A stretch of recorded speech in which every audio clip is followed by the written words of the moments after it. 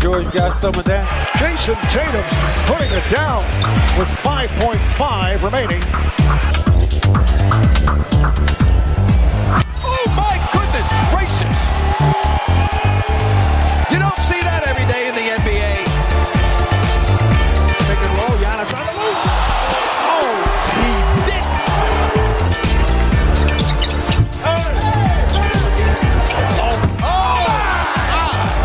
Miles Bridges, bring it down! Oh, just wicked. Follow your shots, people. You never know, you might get it back. Oh my word. That's a 10 all day, every day. Might even give him a 10 and a half. Look at Kemba Walker. The lob for Gordon. No, he styles it up.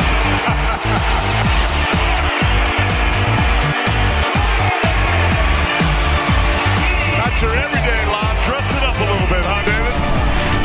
Not many can do that. No.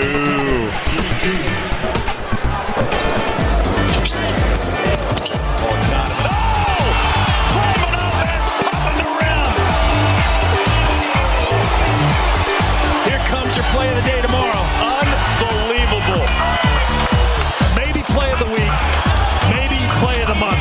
You know what? Jazz Nation will dream about this shot. Look at the explosiveness with the left hand to right and extends and puts it home. Everybody on their feet. DeRozan. Oh, mama! DeRozan warms up the arena on the whole crowd. My goodness. Please give Antetokounmpo a towel to wipe this off. I mean, he throws it down on the entire stadium. Turns the corner on it. Broken up, stolen by Zach. To the line of a leg.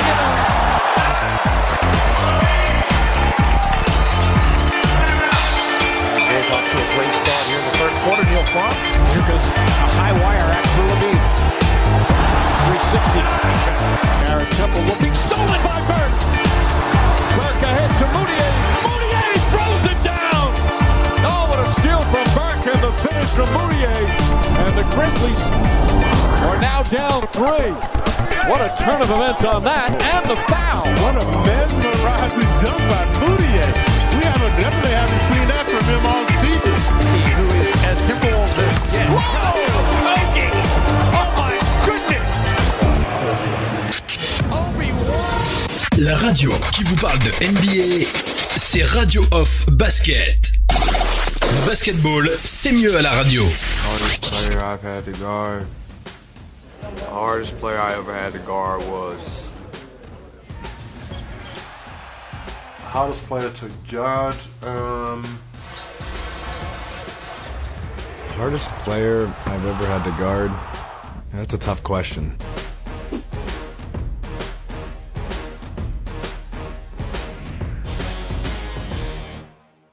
The hardest player that I ever had to guard was Paul Pierce. He was at the end of his career. He was real slow. I didn't think nothing of it, but he was so smart. He was just losing me all over the place. He was playing chess while I was playing checkers. The hardest player I ever had to guard was probably Derrick Rose, 7-game series.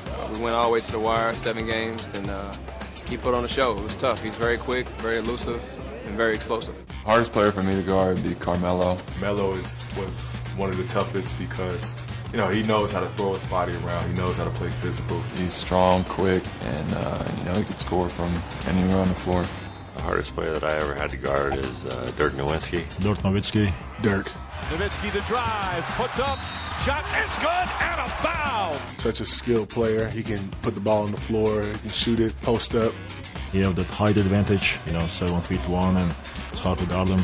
Shot and his release is so high that you can't really do much to affect him. It's just whether he misses it or makes it. Usually the great players on other teams, I'll let somebody else guard. So that was a good strategy that worked for me. Toughest player I ever had to guard would be Tim Duncan. Timmy D for sure.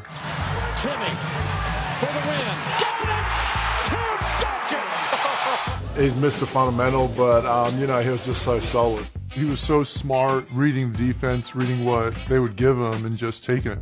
Hardest player I've ever had to guard, I would say Tony Parker. Prime Manu Ginobili. Manu Ginobili, when he was in his prime. His herky-jerky style, the fact that he was left-handed, it just made him tough to guard. The hardest player I've ever had to guard is Anthony Davis. Anthony Davis. You can't really take anything away from him. He's a big with so many skills, and he's one of the best that's doing it. Probably, I say James Harden. James Harden, just because he's so shifty. The minute you stop him, you got to counter. You can feel like you're playing the best defense ever. He'll still make a tough shot in your face. The hardest player I ever had to guard is probably LaMarcus Aldridge. I had some really good battles with LaMarcus Aldridge. Last year, I think LaMarcus Aldridge really outplayed me. A great post-up player, great offensive player, and he's a tough matchup. The hardest player I've ever had to guard was Brandon Roy. Earlier in my career, definitely Brandon Roy. Blast from the past, Brandon Roy, he was tough. Complete player, can shoot threes, can drive to the basket. He was strong, quick. Fortunately, he retired due to injury. The hardest player that I've had to guard would be Steve Nash. Steve Nash. I was an 18-year-old kid thrown into a game against the would-become MVP, and he just had his way with me. Hardest player ever had to guard. When I started, it was Iverson. Iverson behind his back. His crossover was insane. He was one of the most complete players. He was so fast, so good with the ball. He was just amazing, and he was probably one of the hardest guards I've ever had to guard. Nowadays, Curry just never stays still, always moving, always trying to shoot. Steph Curry before KD got there, and Russell Westbrook after KD left, because I think their usage rates were so high, and they're such talented basketball players. Russell Westbrook, he's all gas, no brakes. He's going 100 miles per hour at all time. He's one hell of a player, so he's probably the toughest guy that I have to guard in the league. Steph Curry or Kyrie Irving? Definitely Kyrie Irving, because he can do so many things on the offensive end. The hardest player I've had to guard is definitely LeBron. LeBron James is it's hard to guard him. You know why? Because he's the best player in the league. He knows the game, he's really smart. It almost feels like he's always a step ahead of you. What he does on the floor is just not even in this world compared to guys in this league right now. The hardest person I ever had to guard, Dwayne Wade. Oh, Wade, what a play! I always say Kobe Bryant. Kobe Bryant. Kobe Bryant. Kobe Bryant. Long run out by Kobe Bryant. Behind. What did I just see? The way he knew what the defender was going to do, he knew how they would react to his various moves, and his ability not to care what shot he took. It was always tough to guard. Arguably the best player of at least my generation. He's so gifted and talented, and then he's an assassin, and he looks to score every play. Hardest person I've had to guard was Shaq. Hardest player I have ever got without thinking is Shaq. Shaquille O'Neal. Shaquille O'Neal, because he's beast. He was so big and strong. In his prime, he was the hardest player to guard, period. He was the most dominant center in the world back then. Luckily, I didn't have to guard him very much. but the very few times that I did, it was painful. He had me about 200 pounds, and I had not a chance in life of stopping him. The hardest player I ever had to guard was probably Kevin Durant. Kevin Durant. I'd say Kevin Durant. Probably Kevin Durant. Definitely Kevin Durant. Just because of his length. Just because of his length. He has longer arms than me, and when I feel like I'm contesting his shot, I'm really not. Durant will rise for three. Basically a 7-footer with point guard skills. Elite score from all three levels. Pull up, mid-range, 3-ball. He has everything. He can kind of do a bit of everything. Can do basically everything. There's nothing you can really take away. If he has a hot day, he's going to make his shots.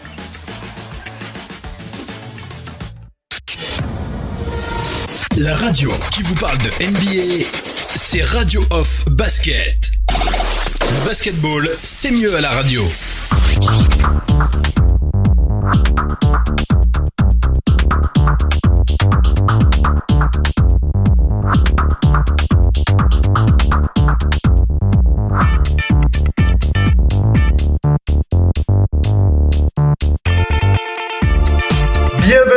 Bienvenue la famille, bienvenue à toute la famille du basketball. Merci d'être connecté. Vous êtes bien en direct live sur le parquet de la Radio Off avec Oncle Phil Basket.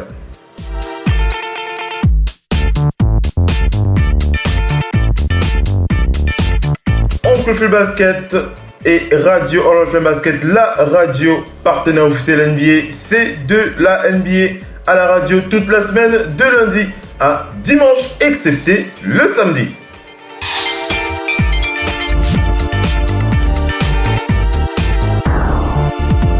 Du basket, c'est mieux à la radio, le lundi, FM NBA à partir de 23h, le mardi, de Big NBA Show à partir toujours de 23h, le mercredi, FM NBA, le jeudi, NBA No Limit, le vendredi, FM NBA, le dimanche, Total Africa NBA, et bien entendu, toujours à partir de 23h, temps universel.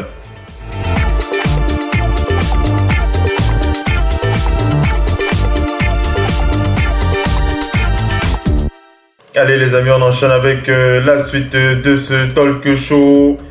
FM NBA est à présent en direct live. On enchaîne avec la présentation du programme.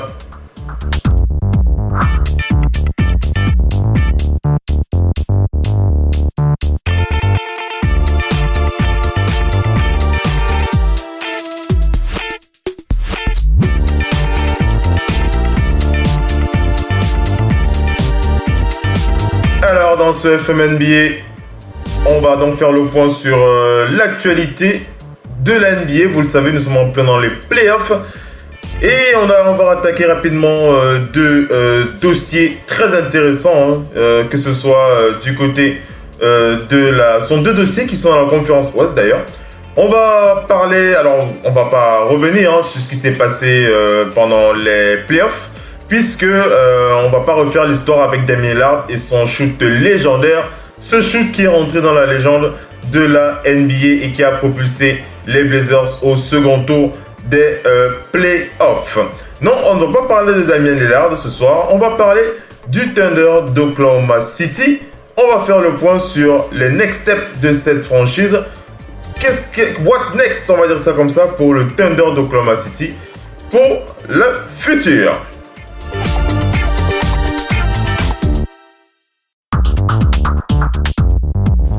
Deuxième dossier qu'on va attaquer dans FM NBA, on va aller du côté de LA pour analyser le profil d'un des hit coachs qui pourrait être nommé à la tête des Lakers de Los Angeles. Il s'agit de Juwan Howard.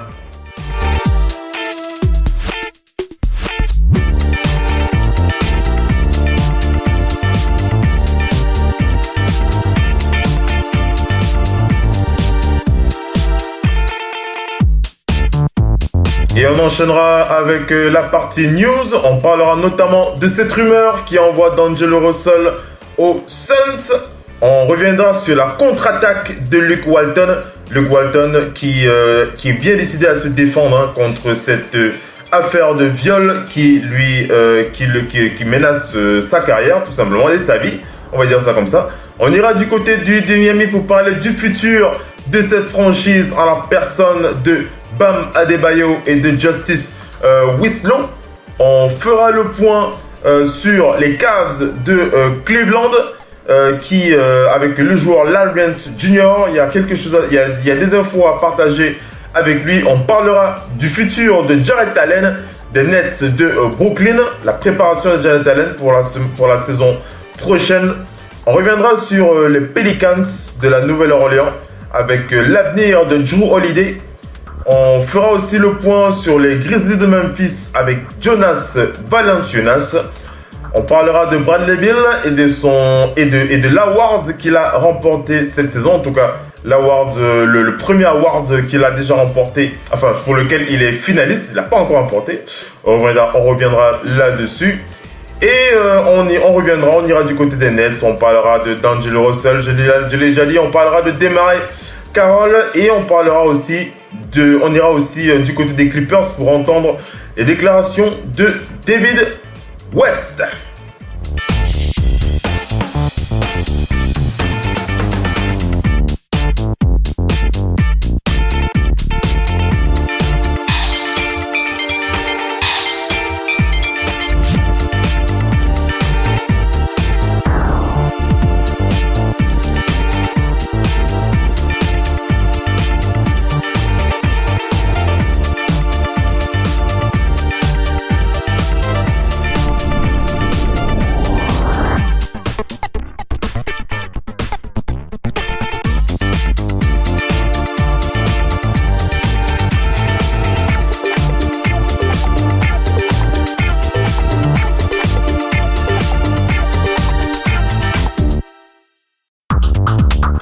Allez les amis, on attaque avec la suite de ce talk show. On va commencer par aller du côté de LA pour analyser les profils des coachs. C'est ces coachs qui ont, en tout cas les coachs qui sont les plus susceptibles d'être nommés à la tête de cette équipe des Lakers. On va notamment attaquer le profil de Juwan Howard. Restez bien connectés, on vous passe une petite pub.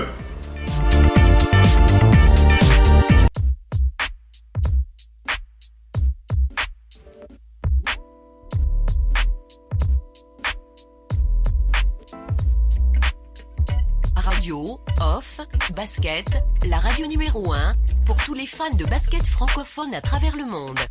Participez en direct avec votre compte Skype. Pour cela, contactez le compte Skype, Radio, Off, en un seul mot. Réagissez sur Twitter avec le hashtag, Radio, Off, Basket.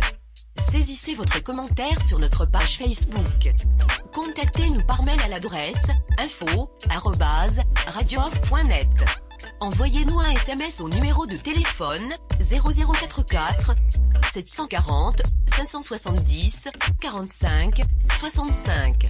Une seule adresse internet www.radiooff.net. Vous êtes bien sur Radio Off Basket, la radio qui parle de NBA, la radio qui vous écoute. Basketball, c'est mieux à la radio. La radio qui vous parle de NBA, c'est Radio Off Basket. Le basketball, c'est mieux à la radio.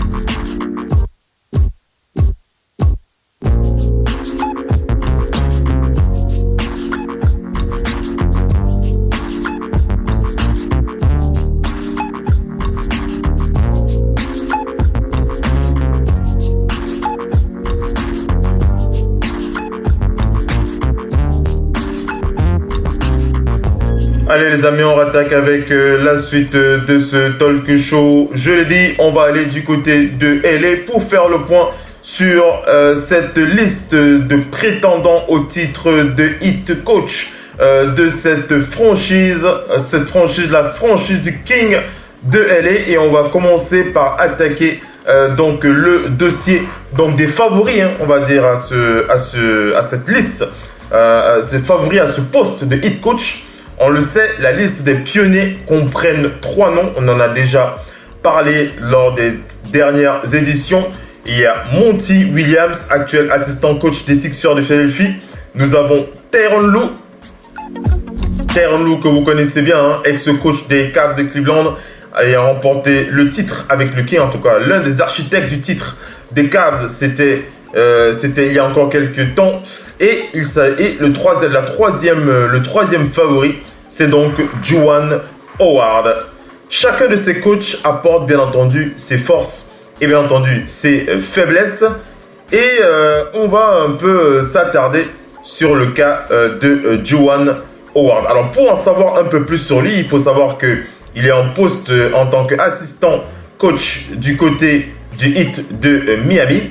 Et il faut rappeler que Juwan Howard a cela pour lui, qu'il a été un coéquipier de LeBron James. Alors, que de mieux pour le mettre aux côtés de lui, quelqu'un comme Juwan Howard.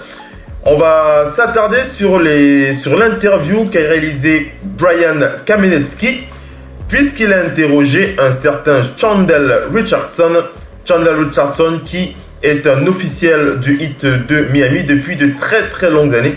Donc il connaît très très bien cette franchise de la conférence Ouest.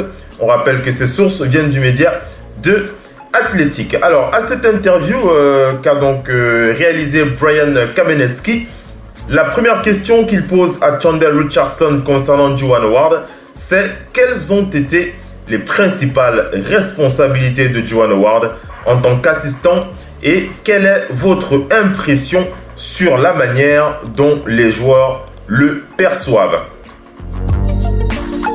À cette question, il a répondu « La principale responsabilité de Juwan Howard est d'aider au développement des pivots du Heat de Miami, notamment Hassan Whiteside et Bam Adebayo. » Il a rappelé que Juwan Howard a joué un rôle déterminant sur le fait que Juwan Howard était passé du spectre de projet en NBA G-League à celui d'un des meilleurs défenseurs et l'un des meilleurs rebondeurs de la NBA. L'été dernier, Juwan Howard et Hassan Whiteside et bien entendu Bam Adebayo avaient passé beaucoup de temps à travailler ensemble. Et bien que Hassan Whiteside ne soit pas devenu le plus offensif à son poste attendu par le Heat, une grande partie de l'amélioration de son jeu est attribuée à Juwan Howard. Et le résultat a été meilleur sur Bam Adebayo, car on le sait, sur la fin de la saison, c'est Bam Adebayo qui a pris véritablement les rênes du poste de pivot, puisqu'il a été titularisé pendant pratiquement l'intégralité de la seconde partie de saison. Sous Juwan Howard, Bam Adebayo a montré des signes d'un joueur particulièrement efficace en attaque et surtout le mois dernier, Adebayo est une menace en tant que scoreur et aussi en tant que rebondeur, et il faut vraiment créditer Juwan Howard pour la croissance de Bam Adebayo. Une autre question qu'on lui a posée: qu'est-ce qui vous a marqué dans la relation entre LeBron James et Juwan Howard lorsqu'ils étaient coéquipiers ou encore lorsque l'un était joueur et l'autre entraîneur? Et une autre question annexe: pensez-vous que LeBron James lui répondrait en tant que head coach? Il a répondu: Juwan Howard et LeBron James n'étaient pas nécessairement proches parce que cette équipe avait beaucoup de cercles intérieurs en termes de relationnel. Vous n'avez pas vu beaucoup d'interactions entre eux. Ce que je peux dire, c'est que LeBron James avait beaucoup de respect pour Juwan Howard quand ils étaient coéquipiers. En raison de son expérience en tant que joueur, Juwan Howard ne devrait avoir aucun problème à traiter avec LeBron James. Juwan Howard a souvent servi de pont entre les joueurs et les coachs. Et la plupart du temps, vu qu'il a été un ancien joueur, ça fait qu'il a vraiment le respect des joueurs qui sont autour de lui. Et cela devrait accélérer le processus pour un coach de première année pour coacher un joueur du calibre de LeBron James. Une troisième question qu'on a demandé: pensez-vous que le fait de devenir Heat coach, coach chez le Heat a été bénéfique pour Howard dans son développement en tant qu'entraîneur. Et il a répondu le fait que Eric Spoelstra soit le deuxième entraîneur avec le plus d'ancienneté dans la NBA a véritablement aidé tous ses assistants. On rappelle qu'ils ont travaillé dans un environnement sans pression en raison de la stabilité de leur coach Eric Spoelstra. Et cela a bien entendu permis à Juwan Howard d'acquérir de l'expérience à un endroit sans avoir à en faire le saut dans la ligue. Son développement a été similaire à celui d'un autre Heat coach qui évolue aux Knicks de Miami, s'appelle David Fizdale, et qui a eu l'occasion lui aussi de grandir à Miami. Cela ne fait pas de mal à Pat Riley, bien entendu, lorsqu'il a à côté de lui des personnes qui ont le talent pour réaliser ce qu'ils doivent faire. Juwan Howard avait donc beaucoup de monde autour de lui à qui demander conseil, et il semble qu'il soit véritablement prêt à franchir une nouvelle étape dans sa carrière de coach.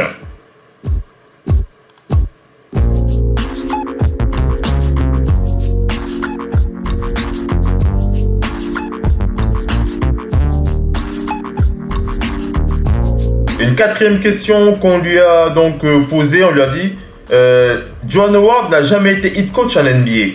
Quel pourrait être son style de jeu s'il est choisi par les Lakers de Los Angeles? À cette question, elle a répondu que c'est encore une véritable inconnue pour Juwan Howard, car il est encore expérimenté pour le poste de Heat coach, et il a précisé: nous avons peu appris sur lui parce que les entraîneurs adjoints du Heat de Miami sont rarement disponibles pour des interviews, alors que les médias, on peut le dire sans risque, avec les médias, on peut le dire sans risque que Juwan Howard avait déjà adopté la mentalité de défense de Eric Spoelstra. Ça veut dire que c'est le type de coach qui sera plus amené à pousser ses joueurs à plus défendre qu'attaquer. Donc ça permet d'avoir une piste sur ce que pourrait apporter Juwan Howard aux Lakers.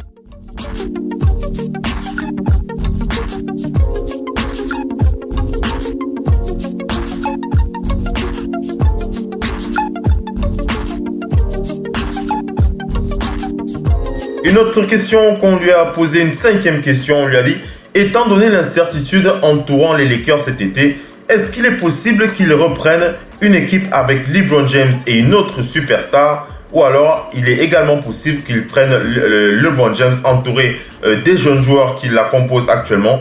À quel point pensez-vous qu'il réussira dans cet ensemble de possibilités?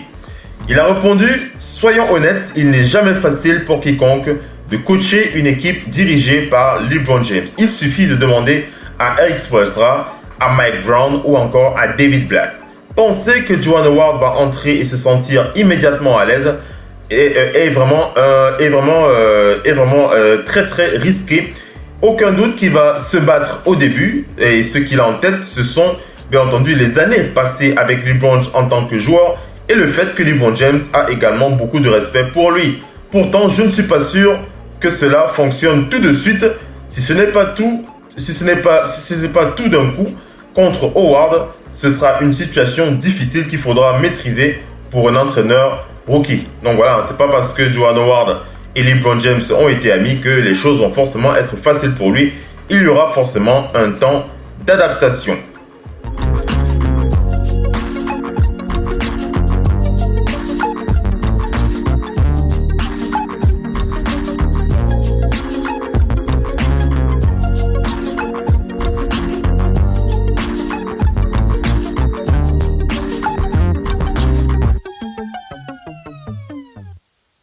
Allez, on enchaîne avec la suite de ce dossier concernant Juwan Howard. Pour préciser, donc il est effectivement peu probable, probable. Il fait partie des favoris, mais on ne l'a pas classé à la première place des favoris, puisque vous l'avez remarqué, on l'avait classé à la 3e place, puisque je vous ai parlé de Monty Williams en 1, Tyronn Lue en 2 ou encore Juwan Howard en 3.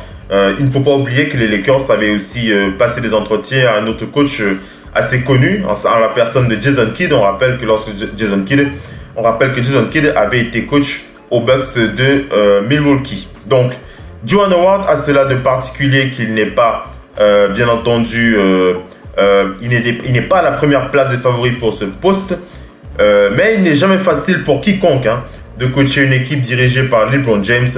Je l'ai déjà précisé, mais cela ne veut pas dire que parler de lui est une perte de temps. Pourquoi? Parce que les équipes interrogent régulièrement les candidats pour toutes sortes de raisons, qu'il s'agisse de bâtir une relation qui pourrait s'avérer utile plus tard, ou alors de rendre service à un agent, ou encore un candidat mettant son client en relation avec d'autres équipes, ou encore apprendre comment les autres entraîneurs et les autres équipes perçoivent les joueurs que vous pouvez avoir sous la main. On le sait, la chronologie de l'histoire des coachings à LA demande des résultats sur le court délai, dans un court délai, donc dans un très très court délai. Donc c'est aujourd'hui que les Lakers ont besoin de victoires, et ça ne va pas vraiment laisser la place à un coach rookie à qui on donnera du temps pour d'apprendre sur le tas.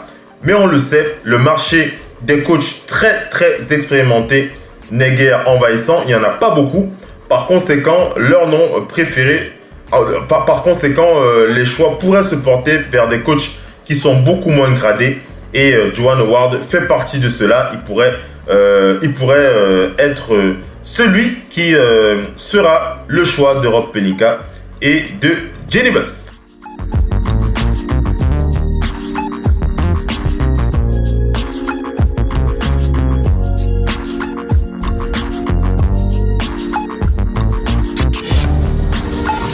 La radio qui vous parle de NBA, c'est Radio Off Basket. Le basketball, c'est mieux à la radio. La radio qui vous parle de NBA, c'est Radio Off Basket. Le basketball, c'est mieux à la radio. With the first pick to Team LeBron, I am going with Kevin Durant. With the first pick, Team Giannis, I'm going to go with Steph Curry. The second pick for Team LeBron, I'm going to go with Kyrie Irving. So with my second pick, I'm going to go with Joel Embiid. Big man. Wow. With the third pick, Team LeBron, I'm going to go with Kawhi Leonard. With the third pick of Team Giannis, I'm going to go with Paul George. He'll be balling out this season. With my final pick in the first round, I'm going to go with James Harden. By default, the last starter available is Kemba Walker of the hometown Charlotte Hornets. So, Giannis, you will be getting Kemba Walker to complete him. La radio qui vous parle de NBA, c'est Radio Off Basket. Le basketball, c'est mieux à la radio.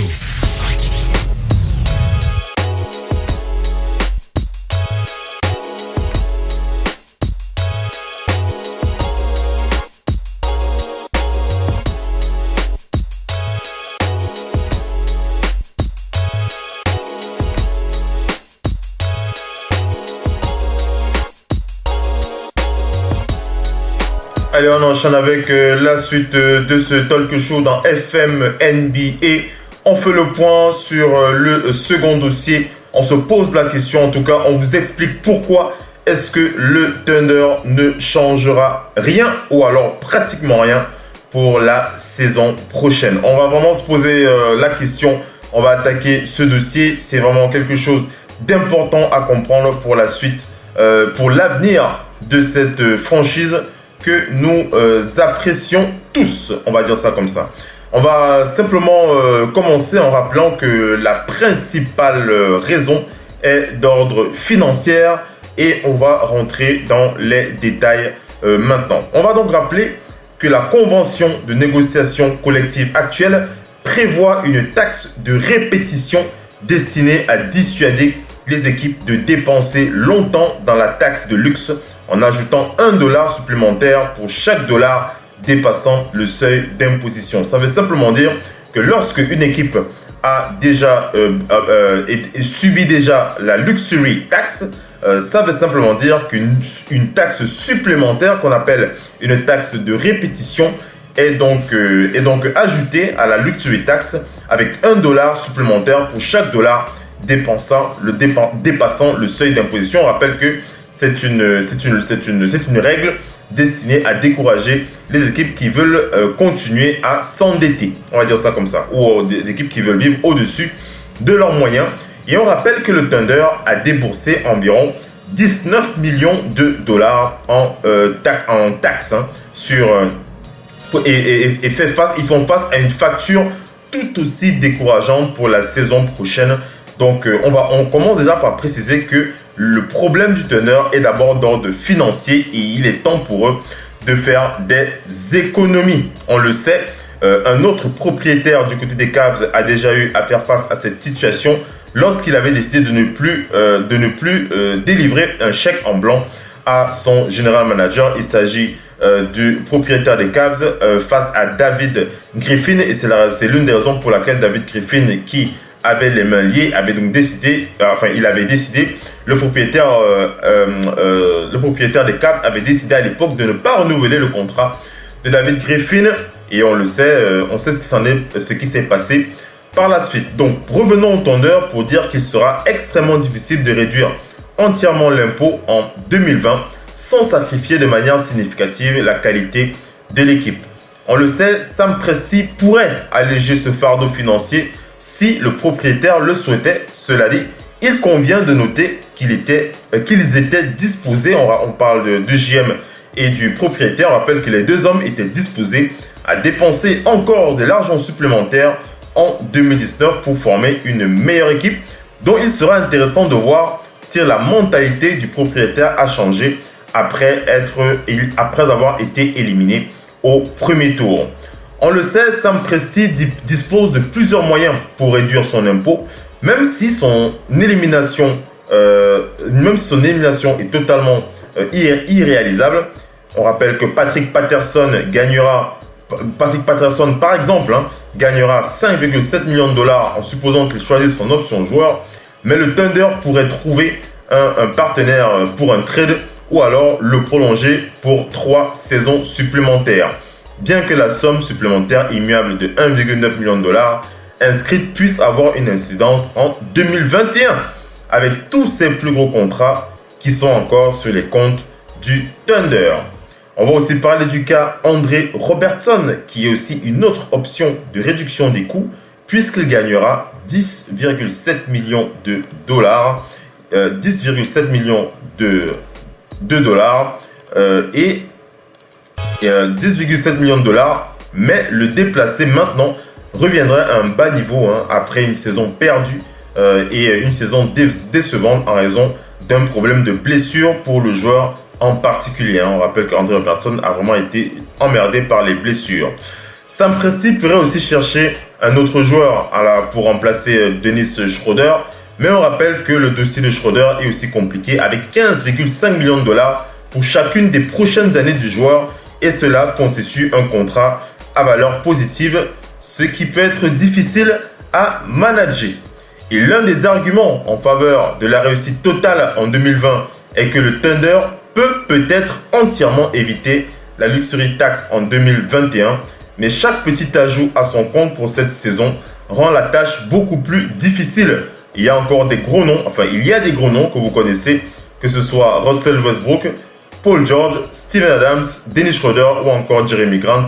Ce sont des joueurs qui ont d'énormes contrats, donc ce sera très très compliqué de gérer cela et de passer en dessous de la luxury tax.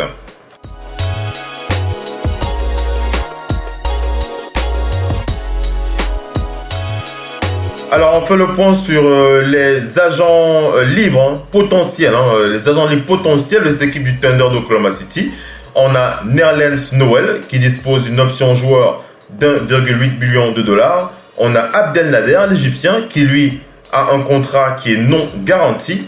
On a Markieff Morris qui lui aussi est un joueur sans restriction. On a aussi Patrick Patterson qui lui bénéficie d'une option joueur de 5,7 millions de dollars. On a DeAndre Burton qui a un contrat non garanti et Raymond Felton qui lui a un contrat sans restriction.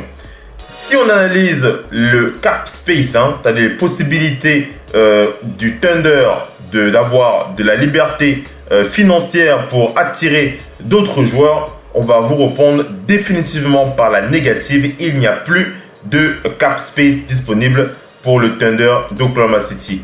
Et si on doit parler de cibles potentielles pour renforcer cette équipe, il faut quand même rappeler que concrètement, Sam Presti et le front office n'auront pas l'opportunité ou la possibilité d'être particulièrement exigeants pour avoir des joueurs ayant une grande valeur marchande, et inévitablement certains joueurs seront laissés pour compte et le Thunder sera en mesure d'offrir du temps de jeu à une équipe probable, à des joueurs qui voudront aller au moins jusqu'en playoff, ce qui devrait constituer un bon argument de vente pour des agents libres intéressés par un contrat d'1 an. Donc il faut dire les choses telles qu'elles sont. Le Thunder d'Oklahoma City est très mal placé pour voir la possibilité d'avoir une super team, on va dire ça comme ça. Le talent du périmètre de négociation du Thunder est extrêmement important et extrêmement réduit. Et ils auront également besoin d'un pivot remplaçant. Puisque si Nerlens Noel décide de s'en aller, il devrait y avoir suffisamment d'options disponibles pour le remplacer avec un pivot de métier. Mais la qualité la plus intéressante à laquelle l'organisation du Thunder est confrontée pour les vacances est de savoir si elle pourrait faire des grands changements. Même si Sam Presti pense que c'est la meilleure solution, Russell Westbrook et Paul George sont la pierre angulaire des énormes contrats qu'il y a au Thunder, au moins jusqu'en 2022. Et au cours des deux prochaines saisons, le Thunder devra également... pour les 2 prochaines saisons, le Thunder devra payer à Steven Adams, par exemple, 53,4 millions de dollars, 31 millions de dollars à Dennis Schroeder ou encore 18,7 millions de dollars à Jeremy Grant. Ces joueurs gagnent au total 125 millions de dollars par saison jusqu'en 2021.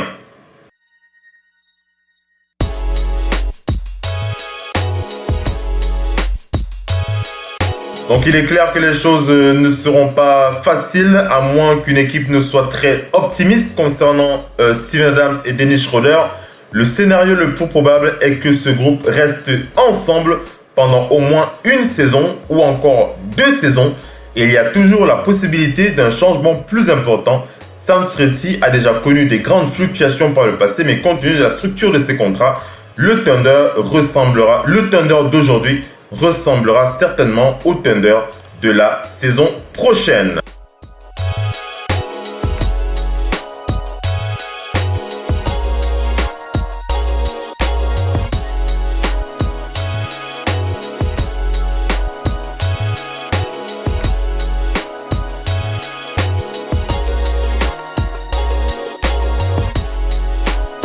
Donc voilà un peu les explications de ce dossier concernant le Thunder d'Oklahoma City. Vous l'aurez compris, ce sera très compliqué pour le Thunder d'avoir des grandes ambitions comme peuvent avoir par exemple les Clippers de Los Angeles.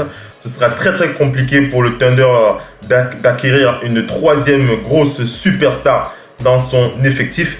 On pense qu'ils vont chercher à combler les manques avec des joueurs de métier, on va dire ça comme ça, que ce soit au poste de pivot ou encore au poste à l'aile pour soutenir les ailes et le périmètre. Donc ce sera vraiment compliqué.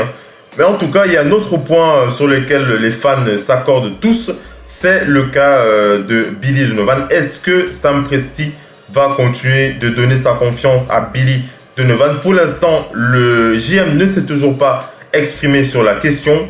Il est fort probable qu'il le garde, comme il est aussi fort probable qu'il décide de se séparer de lui. C'est vraiment 50-50 en ce qui concerne Billy Donovan.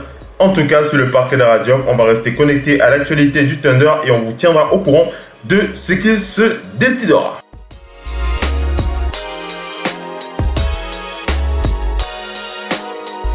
Allez les amis, on va passer à la suite du talk show. On va attaquer avec les news. Restez bien connectés, à tout de suite. La radio qui vous parle de NBA, c'est Radio Off Basket. Le basketball, c'est mieux à la radio. Giannis's tip right now because he appears to be in... La radio qui vous parle de NBA, c'est Radio Off Basket. Le basketball, c'est mieux à la radio.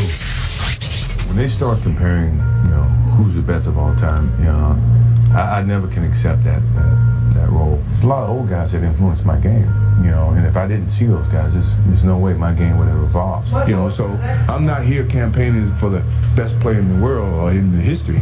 I'm not saying that, because everybody plays differently in different eras.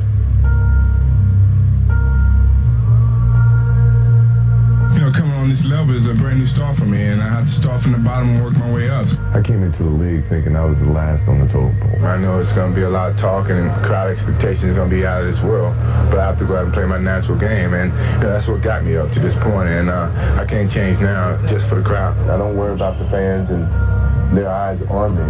It's a competition that really drives me to be the player that I am. I love the game of basketball, and I feel that if I didn't get paid right now, I still play the game of basketball without a doubt. I just played the sport because I loved it. I love the game, and every day I try to play it as hard as I can when I'm playing it. But people are starting to forget that when I play basketball, I don't play conservatively. I play all out. I feel that I'm the leader of the ball club. So I can't say that I'm going to try to play and conserve 28 minutes so that by the end of the season, I'm going to be more rested.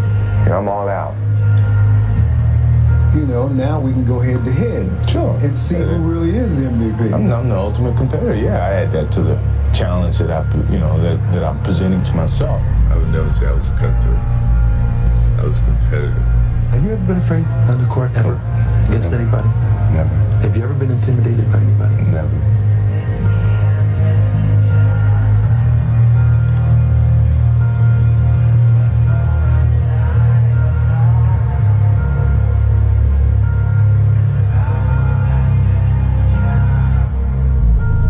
All that trash talking starts when it's 0-0 instead of 5-6 point lead. Halfway, all right. I'm a competitor to a point where if you're my opponent, if I knock you down, I'm not picking you up. It's your opinion, and it's their opinion. I accept that as their opinion. If you ask me, I would never say that I'm the greatest player. La radio qui vous parle de NBA, c'est Radio Off Basket. Le basketball, c'est mieux à la radio.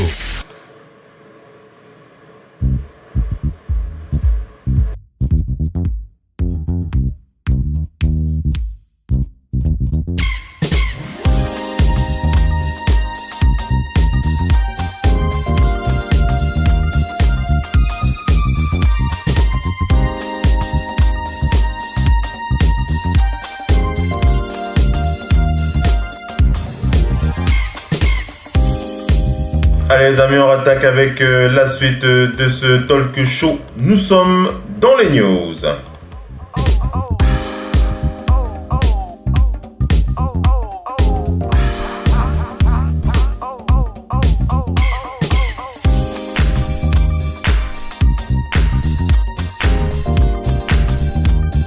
On commence cette partie news pour aller du côté des Suns de Philadelphie pour parler de cette info qu'a partagé l'expert Anthony Puccio qui a donc interrogé D'Angelo Russell sur une possibilité qu'aurait le joueur de rejoindre les Suns de Phoenix en raison de son amitié avec Devin Booker. On sait que les deux hommes s'apprécient énormément, ils sont vraiment très très amis, ils sont régulièrement ensemble pendant l'été, vous devez le voir sur les réseaux sociaux. Et Anthony Puccio a demandé si D'Angelo Russell pourrait être lié aux Suns de Phoenix à cause de sa relation avec Devin Booker. Le joueur a déclaré: est-ce que je suis lié aux Suns à cause de D'Angelo Russell? Moi personnellement je ne le savais pas. Devin Booker c'est mon frère, c'est juste ça.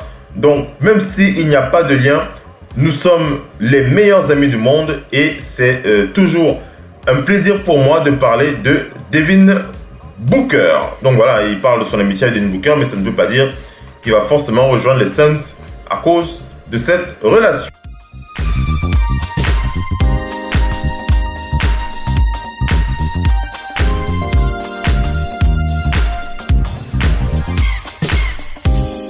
On On enchaîne avec les news pour aller du côté des Kings de Sacramento pour parler de la contre-attaque.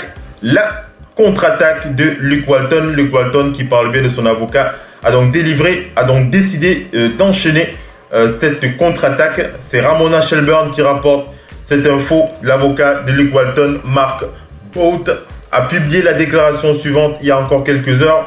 Les affirmations de la partie adverse sont fausses et l'innocence de Luke Walton sera prouvée devant le tribunal. La conférence de presse d'hier de la partie plaignante était une tentative mal organisée de présenter l'accusateur comme un porte-parole viable dans ce mouvement important. Il a rajouté ses avocats, il parle de la partie adverse, veulent créer un cirque public pour distraire leur manque total de preuves à l'appui de leurs revendications scandaleuses. Nous n'allons pas essayer de les laisser faire et nous n'allons pas leur payer un seul centime.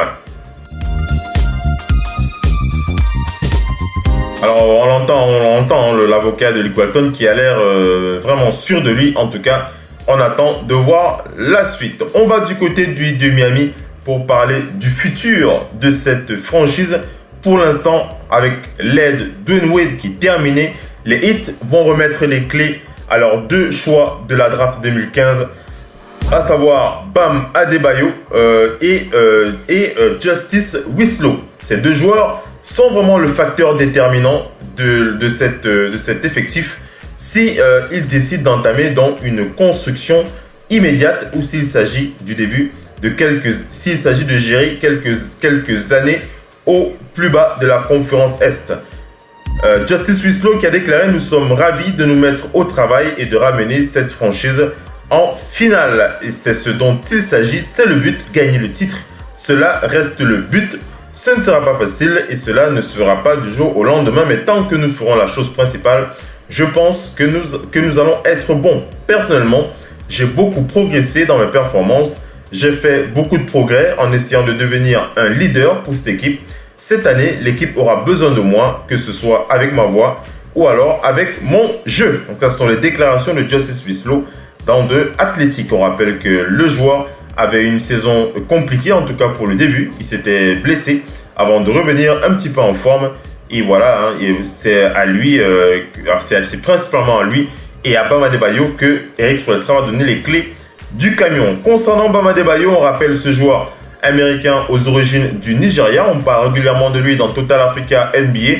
On rappelle que c'est un pivot de 21 ans. C'est le plus jeune joueur du Heat de Miami. Et il a déjà montré qu'à son âge, après le dernier match de la saison régulière, lorsqu'il a eu besoin d'un officiel de l'équipe pour ajuster le col de sa chemise et être parfait pour la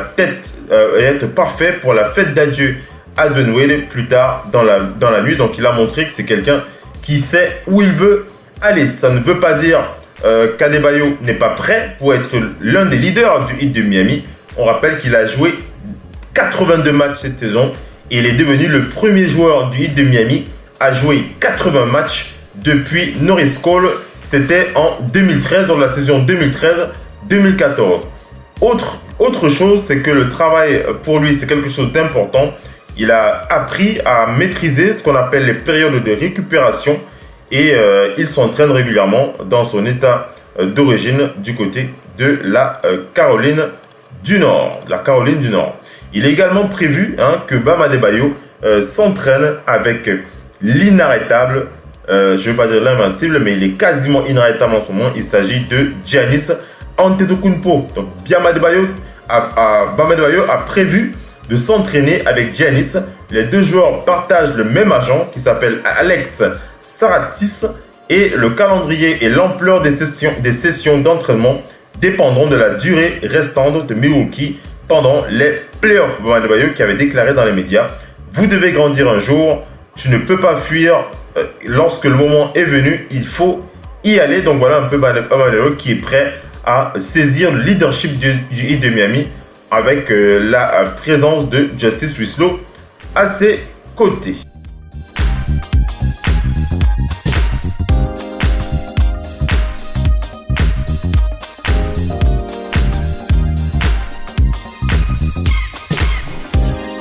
On retourne du côté des Suns de Phoenix pour parler de cette déclaration de James Jones sous le micro de Gina Mizel.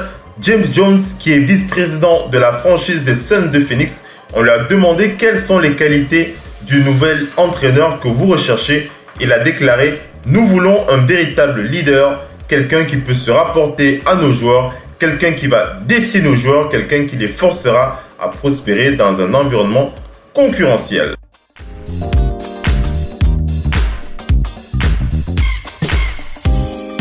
On va du côté des Cavs pour parler de cette intronisation de Larry Nance Jr.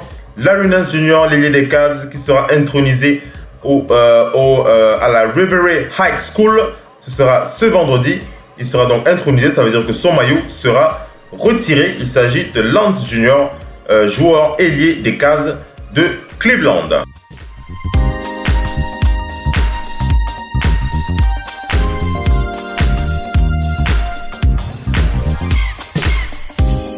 On va du côté des Nets de Brooklyn pour parler des décisions de Jarrett Allen pour l'été. C'est Brian Lewis qui donne cette info. L'intérieur n'a pas discuté de Summer League l'année dernière. On ne s'attend pas à ce qu'il aille à Las Vegas cet été. Mais il a dit qu'il travaillera encore plus fort et il va surtout tout faire pour améliorer son tir à 3 points. C'est donc Brian Lewis qui s'est exprimé dans le New York Post.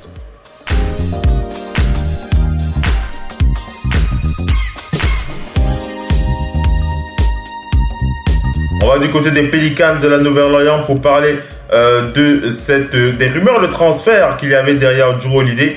Les officiels, le front office a donc décidé de faire taire ces rumeurs.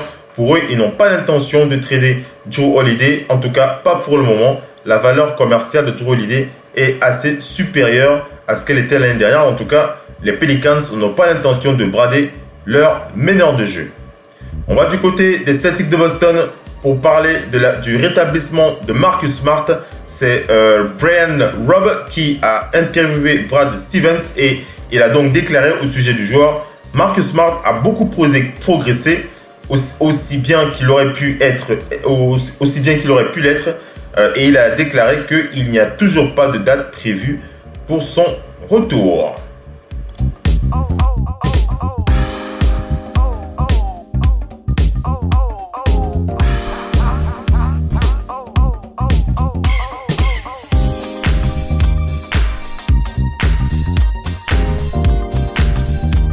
On enchaîne, on va du côté des Grizzlies de Memphis pour parler de cette déclaration de Jonas Valanciunas concernant son avenir et l'avenir de son entraîneur. C'est Donatas Urbonas qui a eu les propos de l'intérieur. Il a déclaré: concernant mon avenir, nous verrons.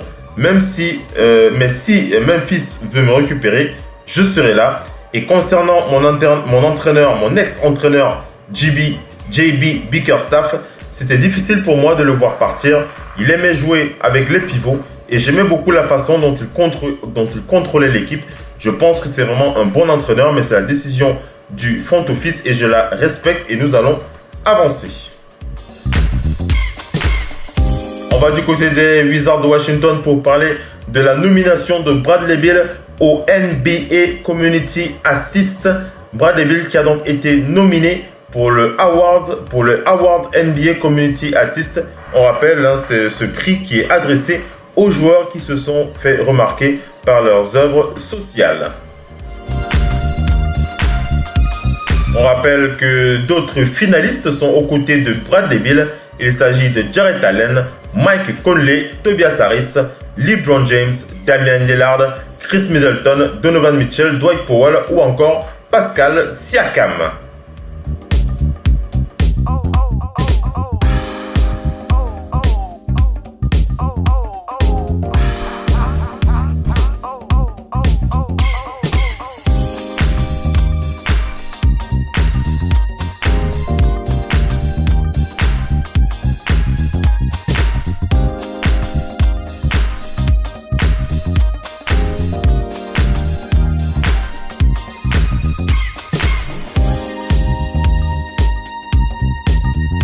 Voilà les amis, on est arrivé pratiquement à la fin de ce... Oui, on est arrivé à la fin de ce talk show. On va terminer avec les Suns de Phoenix qui, selon Adrian Wojnarowski, a donc reçu l'autorisation d'interviewer Nate Tibbetts et David Vanderpool. On rappelle que les deux sont assistants du côté des Blazers de Portland. Donc ils ont l'autorisation de les interviewer pour le poste de head coach, a déclaré ESPN. Allez, on va clôturer ce talk show. On va remercier tous les panélistes qui étaient présents, qui étaient connectés avec nous. Big up à tous ceux qui écouteront le podcast qui sera disponible quelques minutes après. Quant à moi, Oncle Phil Basket, je vous donne rendez-vous demain à partir de 23h pour NBA No Limit.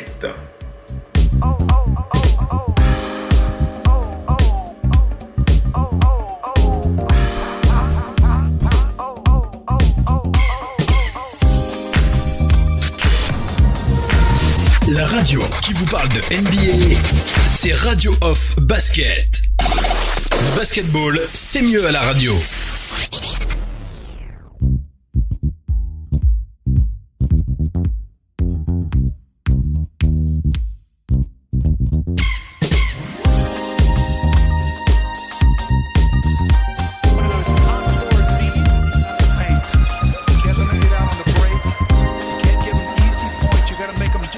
Shots. Lee connects on a jumper. A three down for Henson. Rose will pull and hit. Great start for New York. They will review that three from Lee to make sure he's behind the line. In the corner, an answer. Just not finishing as well with all those injuries that he's had. Snell alone. He got it. I thought it was interesting, too, the way Jason Kidd talked about it. Just nice little post play here by Porzingis. A little dream shake there and a fading votes of any Eastern Conference player thus far in the All-Star vote. Porzingis connects. Well, his balance is good. 5 points for Porzingis. Adetokounmpo. Look out if he starts hitting that. Terrific two-way player. Had a triple-double the other night. Against the Bulls as Adetokounmpo has scored the last 11 for Milwaukee. And the Knicks need a timeout from O'Quinn. La radio qui vous parle de NBA, c'est Radio Off Basket. Le basketball, c'est mieux à la radio.